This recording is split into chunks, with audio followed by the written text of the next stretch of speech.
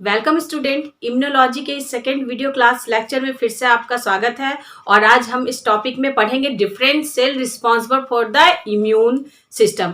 यानी immune system में या इम्यूनिटी में कौन कौन सा सेल पार्टिसिपेट करते हैं, इसी को इस वीडियोस में हम आज देखेंगे। क्योंकि बहुत सारे बच्चे ये सोचते हैं कि सिर्फ टी सेल है या बी सेल है या नेचुरल किलर सेल है, जिसको हम नॉर्मली क्या होता है लिम्फोइड प्रोजेनेटर का होता है, तो यही रिस्पॉन्सिबल होता है आपके इम्यून सिस्टम के लिए। लेकिन ऐसा बिल्कुल नहीं है। जिस तरह इम्यूनिटी दो तरह की होती है, इनेट और एक्वायर्ड, या जिसको हम एडेप्टिव इम्यूनिटी भी कहते हैं, उसी तरह उसके सेल्स भी अलग अलग होते हैं। यानी इनेट के लिए कौन सा इम्यून सिस्टम के सेल और एडेप्टिव या एक्वायर्ड के लिए कौन से इम्यूनिटी का सेल। तो नॉर्मली दोनों का जो फॉर्मेशन होता है वो हमेशा क्या होता है, अनडिफरेंशिएटेड जो सेल है, जिस सेल को हम क्या कहेंगे, स्टेम सेल। ठीक है, तो स्टेम सेल ये कहाँ पाया जाता है, बोन मैरो में। तो हम इसको देख लेते हैं, पूरे वीडियो को पूरी तरह से देख लेते हैं कि कैसे कौन कौन से सेल रिस्पॉन्सिबल है आपके इम्यून सिस्टम के। यानी सेल्स ऑफ इम्यून सिस्टम। अगर सेल्स ऑफ इम्यून सिस्टम की हम बात करें तो main cells of immune system क्या है, मल्टी मीन्स बहुत सारा, पोटेंट मीन्स जिसकी पोटेंशियल होती है। तो मल्टी पोटेंट जिसको हम क्या कहेंगे, हीमोपोएटिक। हीमो मतलब ब्लड, पोएटिक मतलब जेनेसिस। और इसी कैसे होता है ये स्टेम सेल। स्टेम सेल क्या होता है, अनडिफरेंशिएटेड सेल जो फर्दर क्या बनाएगा, इम्यून सिस्टम के डिफरेंट सेल का फॉर्मेशन करेगा। तो अगर बात करें तो मल्टीपोटेंट या हीमोपोएटिक सेल जो है कॉमन स्टेम सेल है, जो क्या करता है, both responsible for both type of formation. कौन कौन से फॉर्मेशन, कॉमन मेलानॉइड प्रोजेनेटर, यानी मेलानॉइड प्रोजेनेटर को भी बनाता है। और यही क्या बनाता है, बोन मैरो में ये होता है। कहाँ होगा, बोन मैरो। ठीक है, बोन मैरो में ये आपके दोनों होंगे। ठीक है, कौन से, मल्टी पोटेंट जिसको हिमेटोपोएटिक सेल कहते हैं। तो ये क्या बनाया, common myeloid progenitor and common lymphoid progenitor develop from multipotent cell called haemopoietic cell. तो अगर हम कॉमन मेलानॉइड प्रोजेनेटर देखें तो कौन कौन से सेल रिस्पॉन्सिबल हैं जो इस बनते हैं इस सेल से, कॉमन मेलानॉइड प्रोजेनेटर से, जो रिस्पॉन्सिबल है इम्यून सिस्टम के लिए। और ये जितने भी होते हैं सेल, ये इनेट इम्यूनिटी के लिए रिस्पॉन्सिबल होते हैं। तो इसको हम लोग देख लेते हैं। फर्स्ट क्या, कॉमन मेलानॉइड प्रोजेनेटर से फर्स्ट क्या आपको बता रहे हैं, मेगा कैरियोसाइट। आप फिगर देख सकते हैं, mega means large, Cairo means nucleus, site मतलब सेल। यानी जिसके पास लार्ज न्यूक्लियस है वैसे सेल को हम क्या कहेंगे, मेगा कैरियोसाइट। और इसी मेगा कैरियोसाइट से कौन सा सेल बनता है, प्लेटलेट्स, ब्लड प्लेटलेट्स या थ्रोम्बोसाइट। तो थ्रोम्बोसाइट सिर्फ ब्लड क्लॉटिंग में ही मदद नहीं करता है, ये ऑल्सो क्या करता है, ये साथ ही साथ मदद करता है इम्यून रिस्पॉन्स में, जो हम लोग फर्दर अभी स्टडी करेंगे। आफ्टर दैट आरबीसी, आरबीसी देख सकते हैं जिसको इरिथ्रोसाइट भी कहते हैं। तो कॉमन मेलानॉइड प्रोजेनेटर से आरबीसी भी बनता है, जिसको हम क्या कहेंगे, इरिथ्रोसाइट। तो ये भी क्या करता है, आप देख रहे हैं मैच्योर कंडीशन में क्या होता है, ये इन्यूक्लिएटेड हो जाता है, न्यूक्लियस नहीं होता है मैच्योर कंडीशन में, जिसकी वजह से क्या करता है, ये रेस्पिरेशन में मदद करता है, इजिली ऑक्सीजन को लेता है और CO2 को क्या करता है, डिस्प्लेस करता है। ठीक है, आफ्टर दैट हम देखेंगे मास्ट सेल।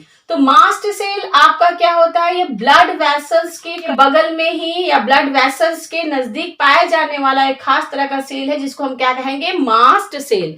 तो ये mast cell just basophilic cell जो होता है उसी की तरह, दोनों के फंक्शन लगभग या दोनों का जो वर्क है एक ही जैसा होता है। यानी मास्ट सेल की अगर हम बात करें तो मास्ट सेल क्या है, जो ब्लड वेसल्स है उसके जस्ट वहीं पे एडिहर्ड होता है मास्ट सेल।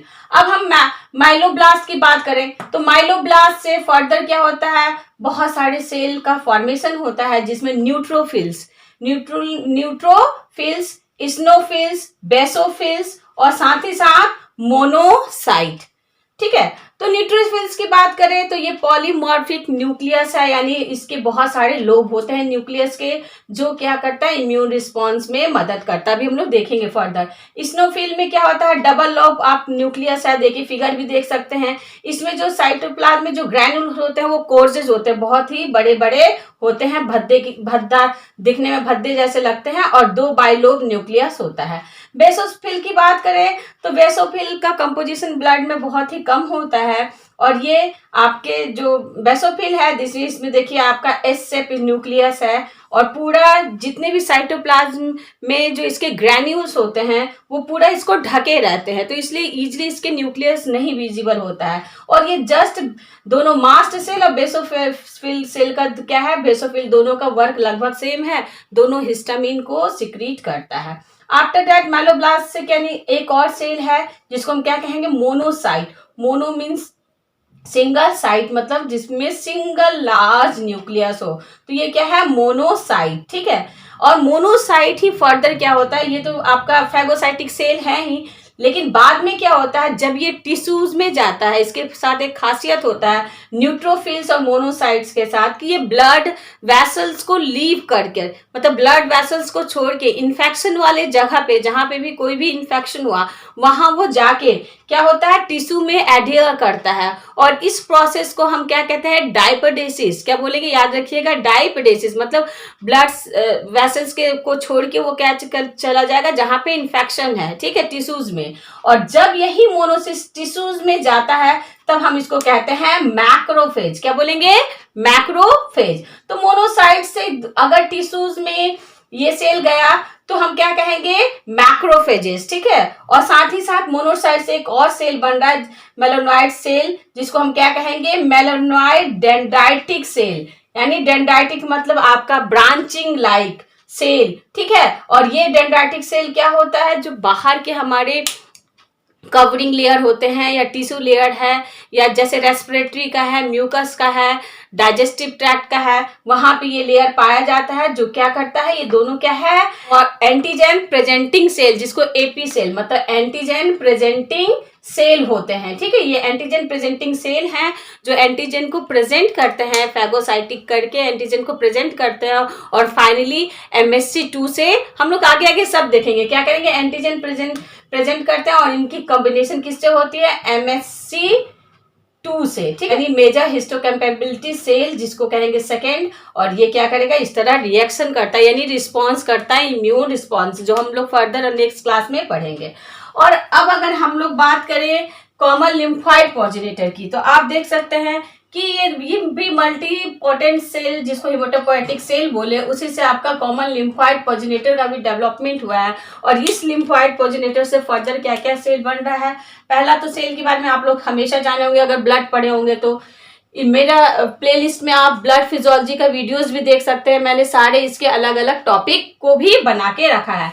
तो अगर हम इसकी बात करें तो कॉमन लिम्फोइड प्रोजेनेटर में आपका पहले स्मॉल लिम्फोसाइट सेल, और आप यहां देख सकते हैं लार्ज ग्रेनुलर लिम्फोसाइट। एक क्या है, लार्ज ग्रेनुलर, जिसमें ग्रेन्यूल्स प्रेजेंट है, सेल लार्ज है, और यहाँ स्मॉल लिम्फोसाइट, स्मॉल लिम्फोसाइट। तो लार्ज ग्रेनुलर लिम्फोसाइट को हम नेचुरल किलर NK सेल, जिसको हम क्या कहें, NK सेल, जिसको हम क्या कह सकते हैं, नेचुरल किलर सेल। ये क्या करता है, साइटोकाइंस को सिक्रीट करता है डायरेक्टली। ये क्या करता है, सेल को नहीं डिस्टर्ब करता है, डाइजेस्ट नहीं करेगा, बल्कि ये क्या करेगा, साइटोकाइन सिक्रीट करेगा। और फाइनली प्रोसीजर द्वारा जो हम लोग पढ़ेंगे, जब इसका इम्यून रिस्पॉन्स के बारे में पढ़ेंगे तो NK सेल का फंक्शन भी पढ़ेंगे, तो ये क्या करेगा, वो फाइनली नेचुरल किलर सेल भी इसको कहते हैं, लार्ज ग्रेनुलोसाइट लिम्फोसाइट सेल को। तो NK सेल हो गया। और इधर अगर हम स्मॉल लिम्फोसाइट सेल की बात करें तो स्मॉल लिम्फोसाइट फर्दर क्या होता है, दो तरह के लिम्फोसाइट में चेंज हो जाता है, जिसको हम T सेल और B सेल, आप लोग नॉर्मली सारे बच्चे जान ही रहे हैं T सेल और B सेल। तो T लिम्फोसाइट जिसको हम T सेल भी कह सकते हैं, और B लिम्फोसाइट जिसको हम B सेल भी कह सकते हैं। तो देख रहे हैं T लिम्फोसाइट, B लिम्फोसाइट। अब दोनों में क्या फर्क है, T बोले क्योंकि T इसलिए बोले, दोनों का फॉर्मेशन बोन मैरो में ही हो रहा है। फॉर्मेशन कहाँ हो रहा है, बोन मैरो में ही हो रहा है। लेकिन B मतलब आपका डेवलपमेंट, फॉर्मेशन और डेवलपमेंट दोनों बोन मैरो में हो रहा है, B से बोन, इसीलिए हम क्या कहें इसको B सेल। लेकिन बर्ड में ये बर्सा ऑफ फेब्रिस में पाया जाता था, इसलिए तब भी हम इसको B सेल, वहां से भी इसका नाम पड़ा। तो B बोन मैरो में, इसलिए B सेल। अब यहाँ T लिम्फोसाइट की बात करें या T सेल की बात करें तो ये बोन मैरो में ही बनता है, लेकिन ये डेवलपमेंट के लिए ये थाइमस में चला जाता है, थाइमस ग्लैंड में चला जाएगा, तब इसको हम क्या कहते हैं, वहां पे जाके प्लोरिफिकेशन होता है उसका और ग्रोथ होता है। वो बनता है टी सेल्स में, तब इसको हम क्या कहते हैं, टी लिम्फोसाइट या टी सेल।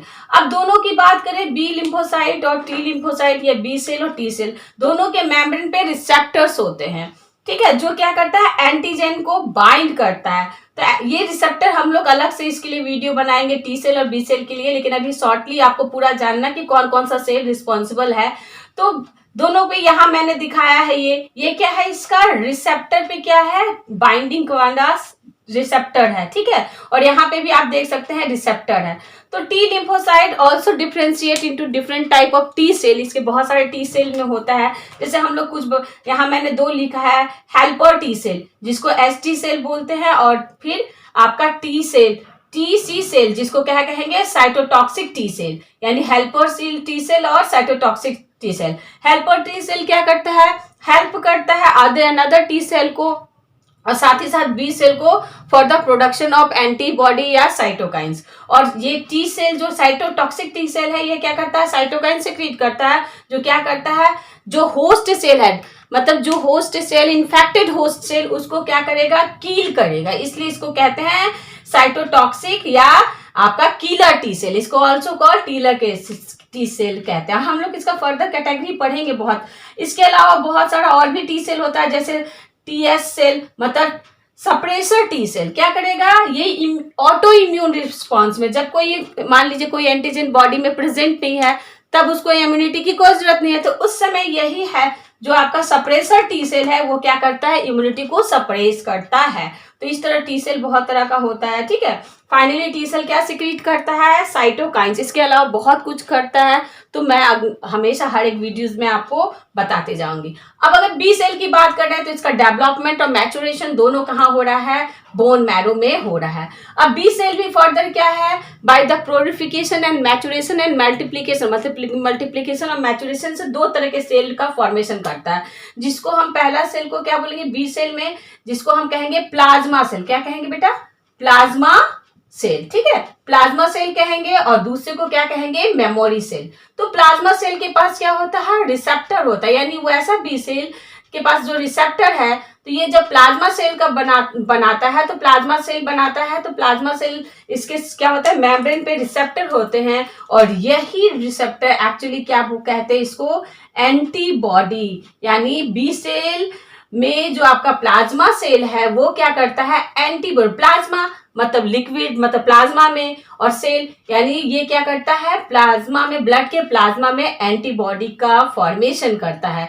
यानी बी सेल का प्लाज्मा सेल क्या करेगा, एंटीबॉडी यानी सॉल्युबल जो प्रोटीन है, जो एंटीबॉडी है, उसका फॉर्मेशन करेगा। और मेमोरी सेल क्या होता है, मेमोरी बी सेल क्या होता है, कुछ बी सेल जो होता है इसकी लाइफ स्पेन जो है कम होती है, और इसकी लाइफ स्पेन ज्यादा होगी। ये मेमोरी मतलब अपने मेमोरी में बी सेल आपका जो प्लाज्मा सेल बना, और दूसरे तरह का क्या बना, मेमोरी सेल कर बनेगा, जिसमें क्या था, फर्दर लाइफ में अगर कभी कोई बीमारी हुआ तो उसकी वो एग्जैक्ट कॉपी, क्लोनिंग से एग्जैक्ट कॉपी बनाता है, और फर्दर इन्फेक्शन से वो जब जरूरत पड़ेगा तो यही मेमोरी सेल बना रहेगा इसके इम्यून सिस्टम में, और ये क्या करेगा, फर्दर वो प्रोड्यूस होगा, फिर आएगा और क्या करेगा, एंटीजन या पैथोजन से क्या करेगा, फाइट करेगा। तो इसको हम कहेंगे मेमोरी सेल। तो प्लाज्मा सेल एक्चुअली क्या करता है, प्रोड्यूस करता है एंटीबॉडी, यहाँ आप देख सकते हैं या एंटीबॉडी। और मेमोरी सेल क्या होगा, फर्दर लाइफ टाइम में, फर्दर फ्यूचर में ये क्या करेगा, एंटीजन एंटीबॉडी रिएक्शन में, रिस्पॉन्स में मदद करेगा। तो ये सब क्या थे, common cells of lymphoid progenitor. इसके अलावा एक और भी सेल है जिसको हम कहेंगे लिम्फॉइड। जैसे यहाँ पे था मेलोनॉइड डेंड्राइटिक सेल था, मेलोनॉइड से आपका डेंड्राइटिक सेल बना था, उसी तरह एक अनदर सेल भी है जो क्या है, लिम्फॉइड डेंड्राइटिक सेल। तो ये आप देखते हैं, डेंड्राइटिक मतलब वही आपका ब्रांचिंग लाइन या ट्री लाइक स्ट्रक्चर है। तो ये लिम्फॉइड प्रोजेनेटर से दूसरे तरह का डेंड्राइटिक सेल है, स्किन में या कहीं और भी जगह पे, जहां पे ये क्या कर रहा है, ये भी एंटीजन प्रेजेंटिंग सेल्स है। क्या है, एंटीजन को प्रेजेंट करने वाला। सेल है। ये क्या था बेटा?